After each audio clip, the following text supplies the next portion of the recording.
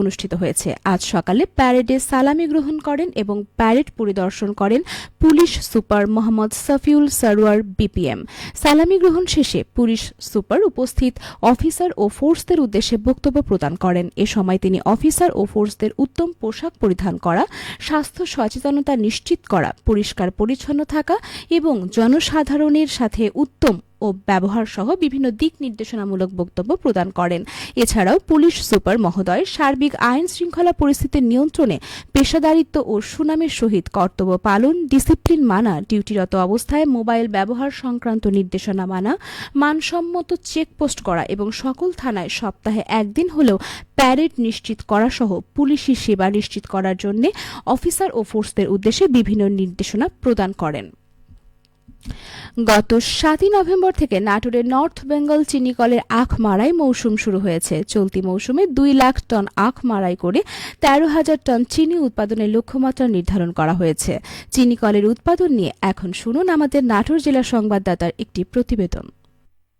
দেশের প্রাচীনতম নাটোরের নর্থ বেঙ্গল চিনিকলে চলতি মৌসুমের আখমারাই কার্যক্রম শুরু হয়েছে। চিনিকলের ব্যবস্থাপনা পরিচালক মোহাম্মদ ফরিদ হোসেন ভূঁইয়া জানান, এবছর ২ লক্ষ মেট্রিক টন আখমারাই লক্ষ্যমাত্রা নির্ধারণ করা হয়েছে এবং ৬.৫ রিকভারিতে ১৩,০০০ উৎপাদনের লক্ষ্যমাত্রা নির্ধারণ করা হয়েছে। এবছর মাঠে দণ্ডায়মান আখ রয়েছে ১৭,৮৫৮ একর জমিতে। আখের মূল্য বিগত মৌসুমের নিয়ে এবারও আখের মূল্য বৃদ্ধি করা হয়েছে।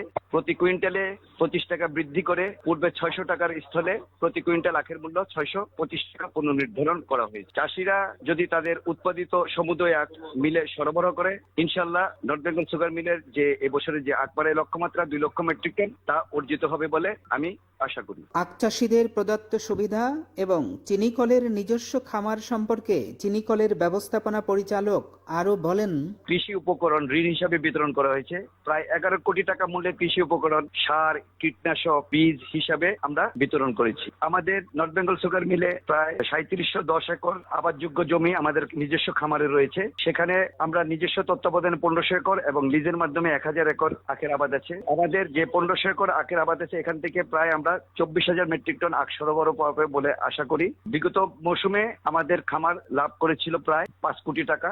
এই মৌসুমে লাভের পরিমাণ আরো বাড়বে বলে আমি আশা করি। চিনিকলের আধুনিকায়ন এবং উৎপাদন বৈচিত্র্যতা সৃষ্টিতে জরিপ কার্যক্রম চলছে বলেও জানান মোহাম্মদ ফরিদ হোসেন ভূঁইয়া। ফরাজি আহমদ রফিক বাবন, নাটোর জেলা সংবাদদাতা, বাংলাদেশ বেতার, রাজশাহী। সবশেষে আবহাওয়া। আজ রাজশাহীতে সর্বোচ্চ তাপমাত্রা ছিল ২৯.৪ ডিগ্রি এবং সর্বনিম্ন ১৪.৬ ডিগ্রি সেলসিয়াস। বিকেল ৩টায় বাতাসে আপেক্ষিক আর্দ্রতার পরিমাণ ছিল ৩১%। রাজশাহী ও পার্শ্ববর্তী এলাকায় আজ সূর্যাস্ত সন্ধে ৫টা ১৯ মিনিটে। সংবাদ শেষ হল। আমাদের পরবর্তী স্থানীয় ইংরেজি সংবাদ সন্ধে ৬টা ৫ মিনিটে।